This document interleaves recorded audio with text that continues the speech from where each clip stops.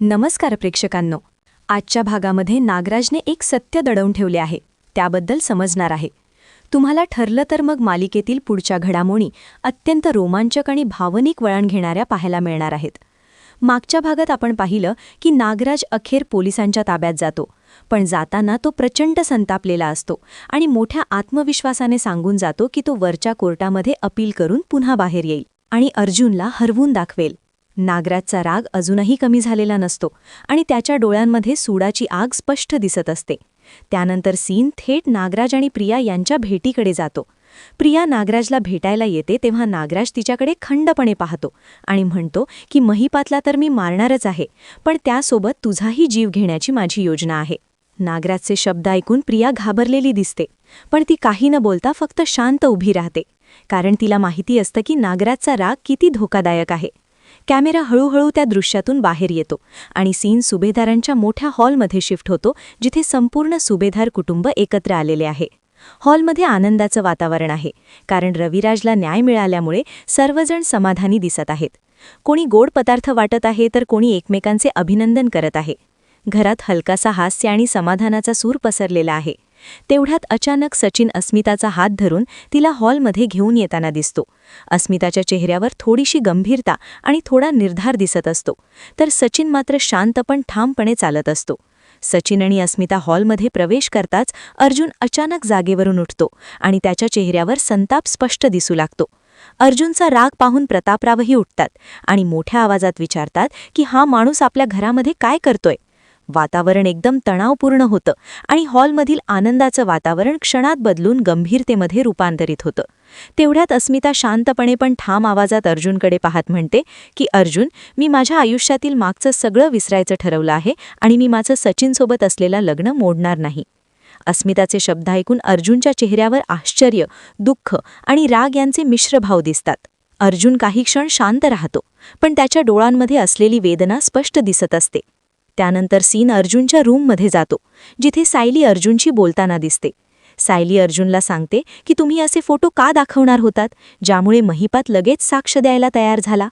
सायलीच्या बोलण्यावर अर्जुन गंभीरपणे विचार करत बसतो आणि त्याच्या चेहऱ्यावर एक वेगळाच तराव दिसू लागतो. अर्जुनला वाटतं की त्याने कदाचित परिस्थिती हाताळताना कुठेतरी चूक केली आहे का. कॅमेरा अर्जुनच्या चेहऱ्यावर झूम होतो आणि त्याच्या डोळ्यांमध्ये निर्धार आणि दुःख दोन्ही दिसतात. अर्जुन मनातच ठरवतो की तो सत्य बाहेर आणण्यासाठी अजूनही लढत राहील, पण त्याचवेळी त्याला आपल्या कुटुंबाची काळजीही सतावत असते. पुढच्या सीनमध्ये पुन्हा सुभेदार घरातील हॉल दाखवला जातो, जिथे अस्मिता सचिनच्या बाजूने उभी असते, पण तिच्या चेहऱ्यावर थोडासा अपराधी भावही दिसतो. अर्जुन दूर उभा राहून अस्मिताकडे पाहत असतो, जणू त्याच्या मनात असंख्य प्रश्न निर्माण झालेले असतात. प्रतापराव आपल्या जागेवर बसून परिस्थितीचा विचार करत असतात. वातावरणात शांतता असली तरी पात्रांच्या मनात मात्र वादळ सुरू असतं. सचिन अस्मिताचा हात घट्ट पकडून तिला विश्वास देण्याचा प्रयत्न करतो, तर अस्मिता मनातून थोडी अस्वस्थ झालेली दिसते, कारण तिला माहिती आहे की तिचा निर्णय कुटुंबात नवीन संघर्ष निर्माण करू शकतो. अर्जुन हळूहळू पुढे येतो आणि अस्मिताकडे पाहून म्हणतो की तू जे काही ठरवलं आहेस ते तुझं आयुष्य आहे, पण भविष्यात काय होईल याचा विचार एकदा तरी कर. अर्जुनचा आवाज शांत पण भावनिक असतो. अस्मिता काही क्षण गप्प राहते आणि मग म्हणते की मला माझ्या निर्णयावर विश्वास आहे. सीनच्या शेवटी कॅमेरा हळूहळू दूर जातो आणि सुभेदार घरातील वातावरण गंभीर होत जातं. अर्जुन एकटा उभा राहून बाहेरच्या दिशेने पाहत असतो, जणू तो भविष्यात येणाऱ्या मोठ्या संघर्षाची तयारी करत असतो. प्रेक्षकांनो, पुढच्या भागामध्ये तुम्हाला पाहायला मिळेल की अर्जुन खरंच सत्य बाहेर आणू शकेल का, नागराज कोर्टात अपील करून बाहेर येईल का, आणि अस्मिता सचिनसोबतच राहण्याचा निर्णय कायम ठेवेल का. दिवसांच्या संघर्षानंतर, गैरसमजांनंतर आणि वेदनांनंतर अखेर रविराजला न्याय मिळालेला असतो. त्यामुळे संपूर्ण सुभेदार कुटुंबाच्या चेहऱ्यावर समाधान, आनंद आणि हलकं झाल्याची भावना स्पष्ट दिसते. कित्येक दिवसांनी या घरात हसू परत आलं आहे, आणि तेही मनापासूनचं हसू. हा सीन फक्त आनंदाचा नाही, तर तो न्याय, सत्य आणि कुटुंबाच्या एकत्रतेचं प्रतीक आहे. रविराजच्या चेहऱ्यावर दिसणारा आत्मविश्वास आणि कुटुंबियांच्या डोळ्यातला अभिमान हे सगळं खूप छान पद्धतीने सादर केलं आहे.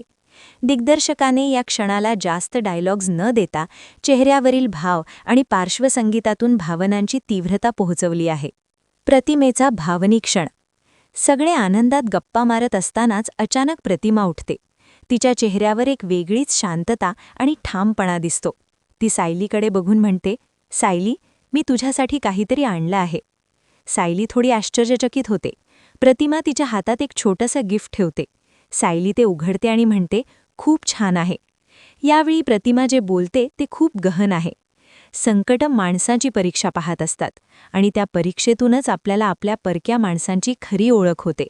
हा संवाद खूप वजनदार आहे, कारण या संपूर्ण ट्रॅकमध्ये नागराजने केलेल्या फसवणुकीमुळे सगळ्यांच्या नात्यांवर प्रश्नचिन्ह उभं राहिलं होतं. कोण आपलं आणि कोण परकं हा प्रश्न प्रत्येकाच्या मनात होता. पण संकटातून गेले की माणूस खरा ओळखला जातो, हे प्रतिमेच्या एका वाक्यातून सुंदररित्या मांडलं गेलं. सायलीच्या डोळ्यात पाणी येतं. ती म्हणते, तू माझी आहेस. हा संवाद छोटा असला तरी खूप प्रभावी आहे. त्यात मैत्री, आपुलकी आणि विश्वास सगळं काही आहे. सायली पुढे म्हणते, मी आता हे देवाजवळ ठेवून येते. हा सीन खूपच सुंदर पद्धतीने दाखवला आहे. देवासमोर गिफ्ट ठेवणं म्हणजे त्या नात्याला आशीर्वाद मिळावा ही भावना आहे. सुमन आणि प्रतिमेचा निघण्याचा निर्णय. यानंतर वातावरण पुन्हा थोडंसं वास्तवाकडे वळतं. सुमन म्हणते, आता आम्ही निघतो पूर्णाई. खूप दिवस झाले इथे राहतो आहोत. हे वाक्य ऐकून वातावरणात हलकीशी खिन्नता पसरते. कारण खरं तर या सगळ्या संकटात सगळे एकत्र राहिले, एकमेकांना आधार दिला. प्रतिमा देखील म्हणते, हो पूर्णाई, आता आम्ही आमच्या घरी निघतो. त्यावर पूर्णाई लगेच म्हणतात, अगं होळी जवळ आली आहे, धुळवड करा आणि मग जा तुमच्या घरी. हा संवाद खूपच घरगुती आहे. पूर्णाईंच्या बोलण्यात प्रेम आहे, आग्रह आहे आणि थोडीशी आज्ञाही आहे. प्रतिमा नम्रपणे म्हणते, नको पूर्णाई, आम्ही होळीला परत येऊ. इथेच सीनला एक हलका फुलका टच मिळतो. प्रतापराव म्हणतात, पूर्णाईंची ऑर्डर आहे का? म्हणजे सुप्रीम कोर्टाची ऑर्डर आहे. हा संवाद ऐकून सगळे मोठ्याने हसतात. कित्येक दिवसांनी सुभेदार घराण्यात असं मनापासूनचं हसू पाहायला मिळतं. हा सीन खूप महत्त्वाचा आहे, कारण तो दाखवतो की संकट येतात, पण कुटुंब जर एकत्र असेल तर हसू परत येतच. नागराजच्या आठवणींचा कटू वास्तव. हास्याच्या वातावरणात कल्पना थोडं मिश्किलपणे म्हणते, तुम्ही घरी गेलात तर तुम्हाला नागराज भाजीच्या आठवणीच त्रास देतील. त्यापेक्षा काही दिवस इथेच राहा. इथे पुन्हा एकदा नागराजचा विषय येतो आणि वातावरण थोडंसं गंभीर होतं. सुमन शांतपणे म्हणते, आठवण तर येणारच, पण वाईट याचं वाटतं की तो आपल्याला इतकी दिवस फसवत होता. माझ्या कसं लक्षात आलं नाही? हा संवाद खूप नैसर्गिक आहे. जेव्हा एखादी जवळची व्यक्ती फसवणूक करते तेव्हा फक्त राग येत नाही, स्वतःवरही प्रश्नचिन्ह निर्माण होतं. मी इतकी भोळी होते का? हा प्रश्न मनाला टोचतो. तेव्हा रविराज म्हणतो, माझ्या डोळ्यावर पट्टी बांधली होती, त्यात तुझं काय? आपल्याला सगळ्यांनाच नागराजवर प्रेम होतं, त्याचाच तो गैरफायदा घेत होता. हा संवाद खूप परिपक्व आहे. तो दोषारोप न करता परिस्थिती समजून घेतो. सायली शेवटी एक खूप सुंदर आणि प्रतिकात्मक वाक्य बोलते, आपण यावर्षी या सगळ्या गोष्टींचं होळीत दहन करूया. वा, किती सुंदर विचार आहे हा. होळी म्हणजे फक्त रंगांचा सण नाही, तो वाईटाचा नाश आणि चांगल्याचा विजय याचं प्रतीक आहे. सायलीने जे म्हटलं ते या संपूर्ण ट्रॅकचं सार आहे. नागराजने केलेली फसवणूक, गैरसमज, वेदना हे सगळं होळीत जाळून टाकायचं आणि नव्याने सुरुवात करायची. सीनचा भावनिक आणि प्रतिकात्मक अर्थ. आजचा सीन फक्त आनंदाचा नव्हता, तर तो शिकवण देणारा होता. संकटातून माणूस ओळखला जातो. कुटुंब एकत्र असेल तर न्याय मिळतो. फसवणूक करणारी व्यक्ती जवळची असली तरी सत्य कायम जिंकतं. जुन्या कटू आठवणींना जाळून टाकून नव्याने सुरुवात करायला हवी. दिग्दर्शनाच्या दृष्टीने पाहिलं तर हा सीन खूप संतुलित होता. भावनिक, हलका फुलका, विचार करायला लावणारा, सगळं काही होतं. कलाकारांच्या अभिनयाबद्दल बोलायचं झालं तर प्रत्येकाने आपली भूमिका अप्रतिम साकारली. विशेषतः सुमन आणि रविराज यांचे भाव खूप नैसर्गिक होते. मला हा सीन खूप आवडला, कारण तो फक्त ड्रामासाठी नव्हता, त्यात आयुष्याची शिकवण होती. अनेकदा आपण लोकांवर डोळेझाक करून विश्वास ठेवतो आणि जेव्हा सत्य समोर येतं तेव्हा आपण स्वतःलाच दोष देतो. पण इथे रविराजने खूप छान सांगितलं, आपण सगळ्यांनीच त्याच्यावर प्रेम केलं होतं. शेवटचा सीन. प्रिया गाडीत मागच्या सीटवर शांत बसलेली आहे. तिच्या डोक्यावर नीट घेतलेला पदर आहे. कपाळावर ठसठशीत कुंकू लावलेला आहे.